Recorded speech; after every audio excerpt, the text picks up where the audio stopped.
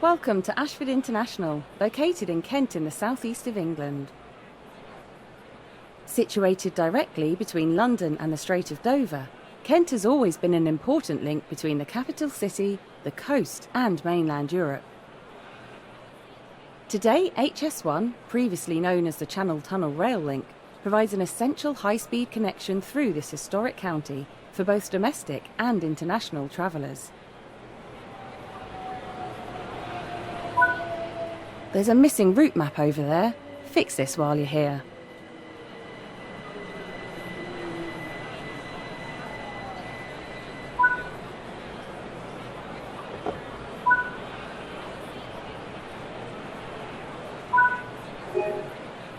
There are lots more tasks to discover throughout this route.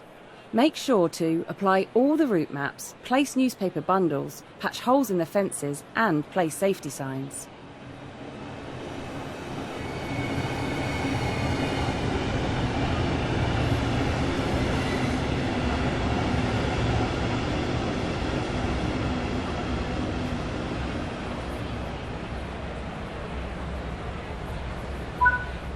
Your train has arrived. Let's climb aboard.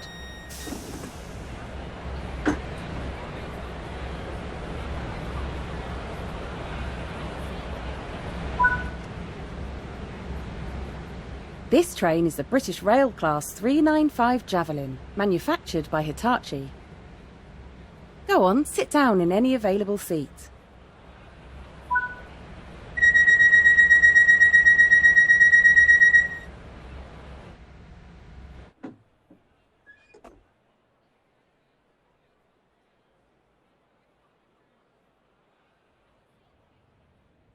Ashford Station originally opened in 1842, although it has gone through two significant rebuilds since then.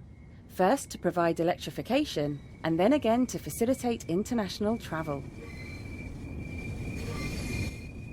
On a typical year, around 4 million domestic and international passengers use this station.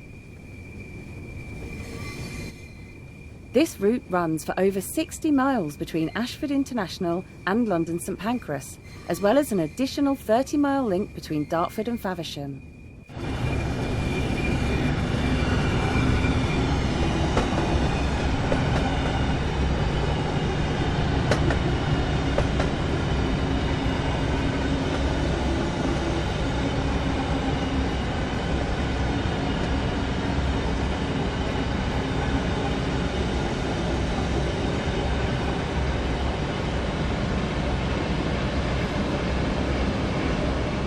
On this route, you can experience a unique and exciting blend of classic mainline running and thrilling high-speed commuting aboard state-of-the-art motive power. This is Train Sim World, Southeastern High Speed, London to Ashford and Faversham.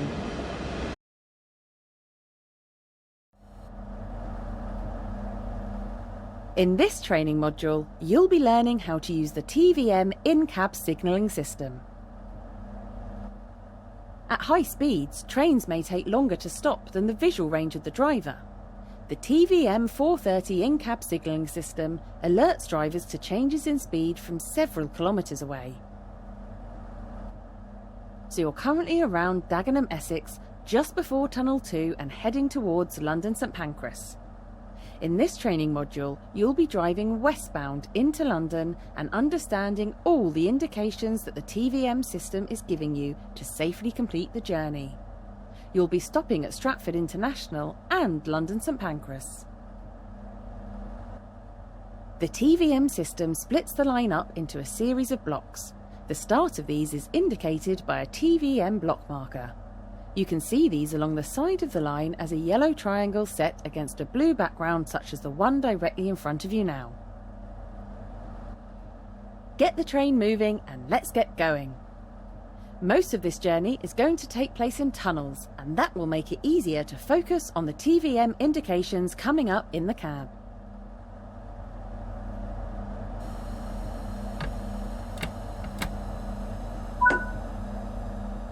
The first difference you will notice when driving on the high-speed section under TVM control is that all the speed indications in the cab are in kilometres per hour, while the other non-TVM controlled lines are in miles per hour. The train will automatically switch between the two. The TVM 430 display is made up of a series of indicators on the top centre of the control desk, and you will see numbers lighting up in various positions as you go. Only one number will be displayed at any time, and this number is your current maximum permitted speed. This is also shown on the HUD with a blue marker. As you get started, you can see that the train is showing a 225 display, meaning that our maximum permitted speed is currently 225 kilometers per hour. Keep accelerating.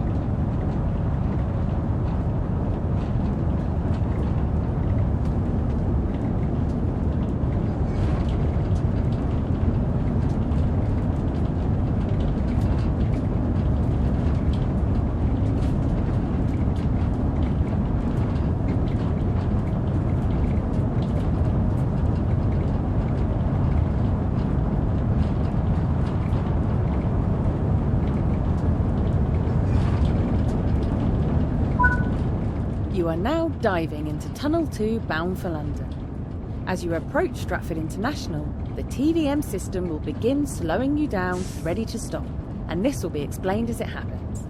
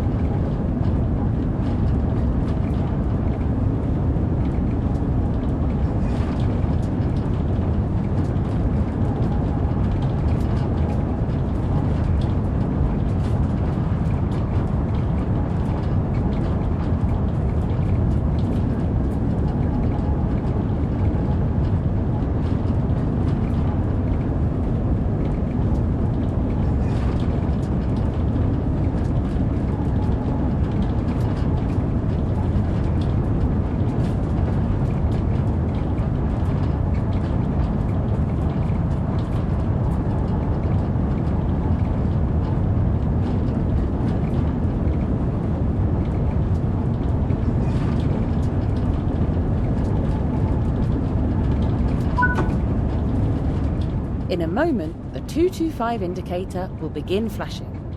That means the next block will be at a reduced speed. You don't need to do anything now except prepare to slow down. Next, you will see the indicator change to show a flashing 200. This means that you should now be slowing down to reach no faster than 200 kilometers per hour by the next block marker. Additionally, since it's flashing, you know that the next block will be slower as well, so you can continue braking. Wait for the indicator to change and then begin to slow. The indicator will next change to a flashing 160. Once this has appeared, continue slowing so that you are no faster than 160 kilometers per hour by the next marker. It is flashing, so you will continue to be slower at the following block too. The TVM system will next show a steady 100. Once it has appeared, continue slowing down to no faster than 100 kilometers per hour by the next marker. Since it is steady, you know that TVM will not be slowing you down further.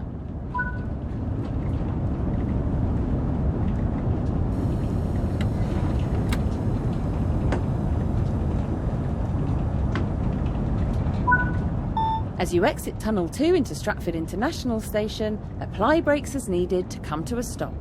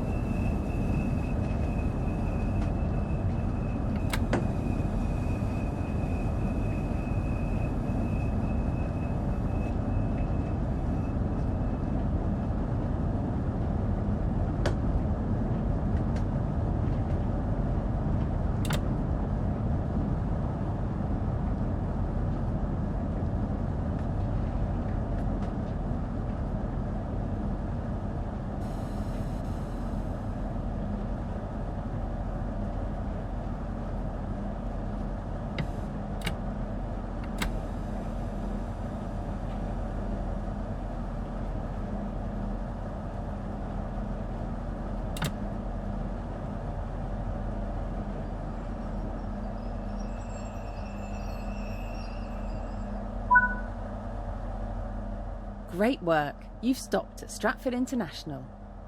For this training module, you don't need to open the doors, so let's get going and do the second leg of this journey into London St Pancras. You won't receive any further guidance on how to understand TVM. Use what you've just learned. It will be a similar approach slowing you down out of Tunnel 1 into London St Pancras to the one you just did.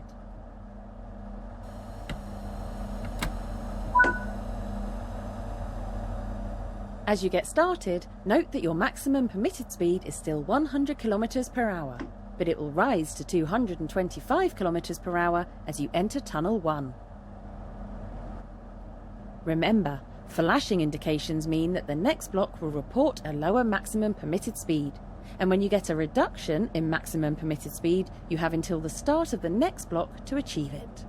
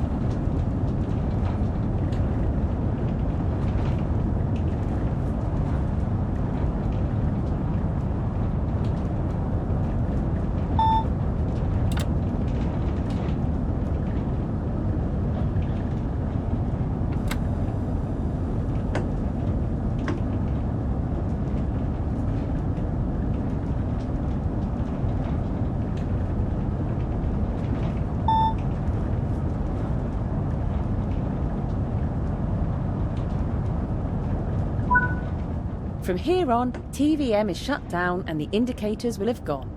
Now you're back to relying on route knowledge or the HUD to know about upcoming signals and speed limit changes. Watch for speed reductions as you continue your final journey into London St Pancras.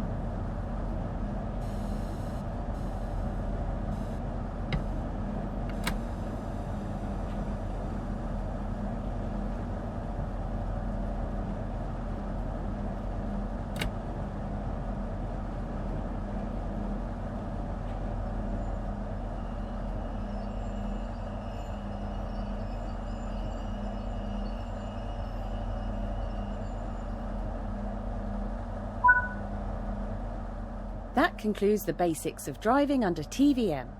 Rerun this training module in the training centre whenever you want a refresher on how to understand the TVM 430 signalling system.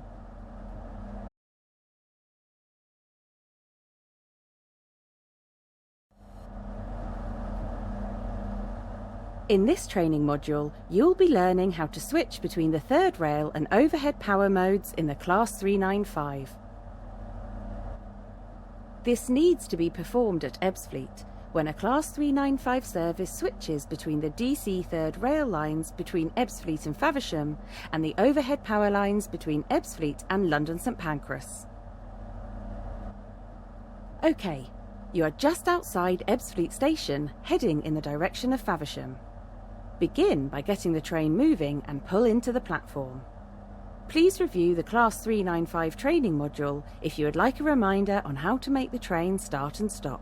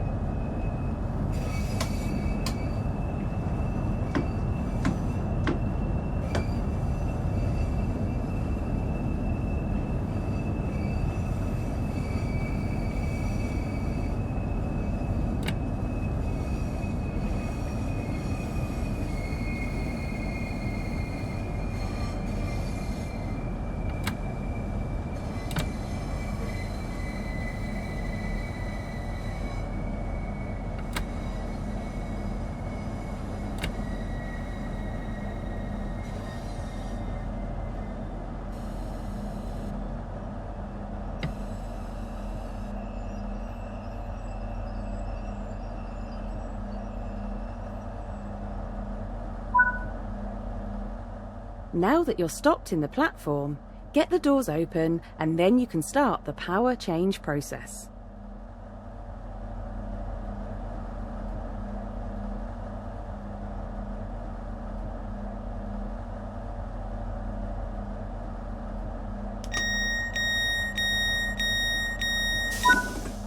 Hold the DC button until its indicator light comes on to switch to third rail power mode.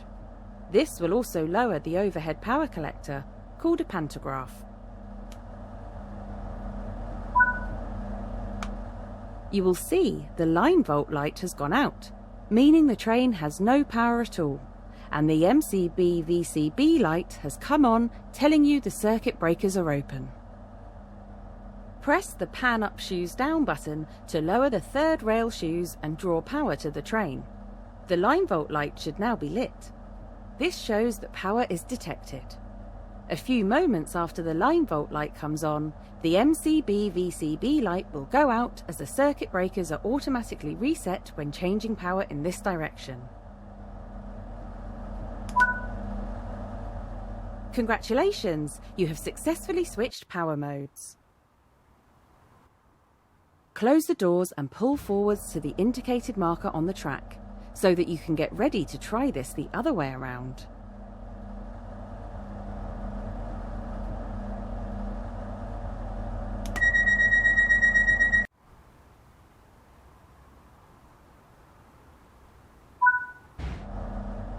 You'll find that the train is slower to accelerate under DC power than when on the overhead lines.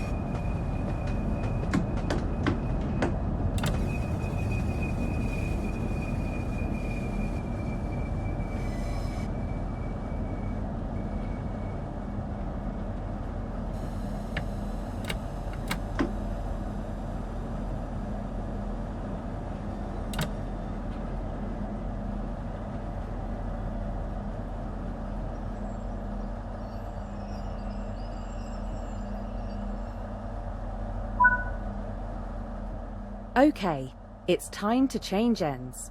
First, you'll need to deactivate this cab. Move the reverser to off and then remove the master key.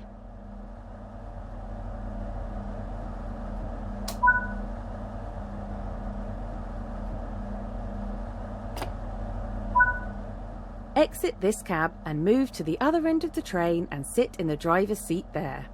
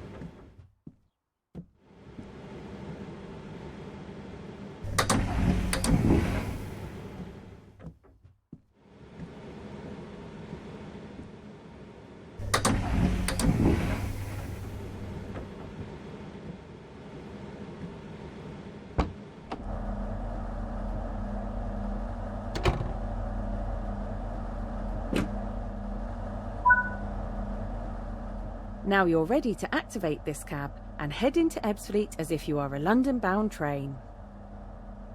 Insert the master key and move the reverser to the forwards position.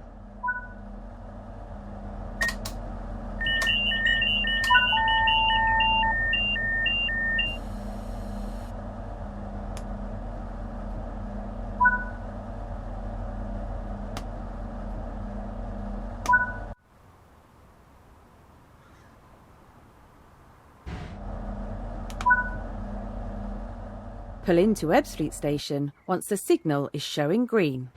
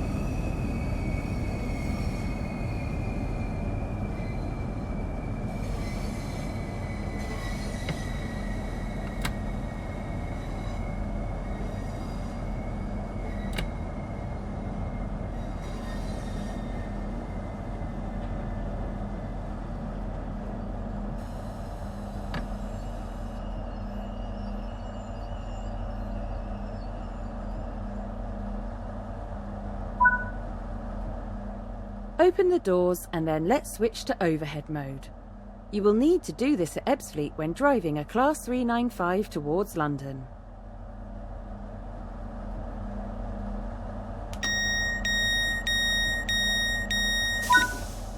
Press and hold the CTRL button until it lights up to switch to overhead power mode and raise the third rail pickup shoes.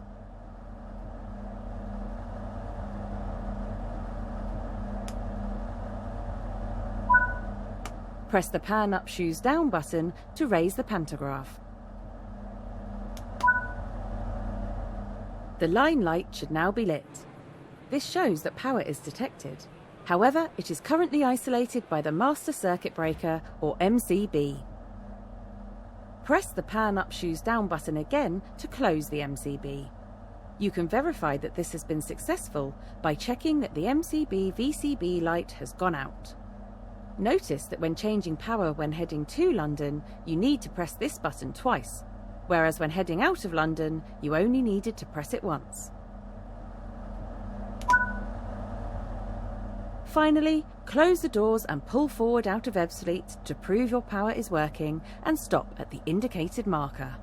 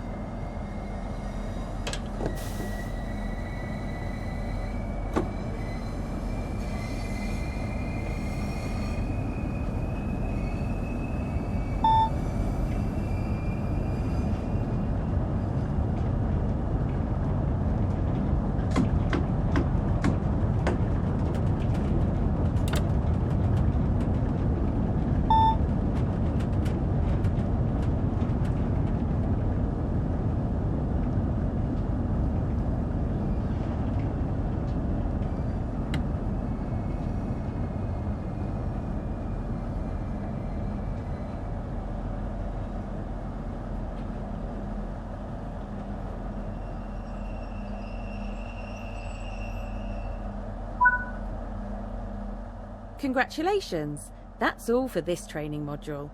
You should practice this module until you're comfortable with the process, so that you don't run into problems in the middle of a longer run.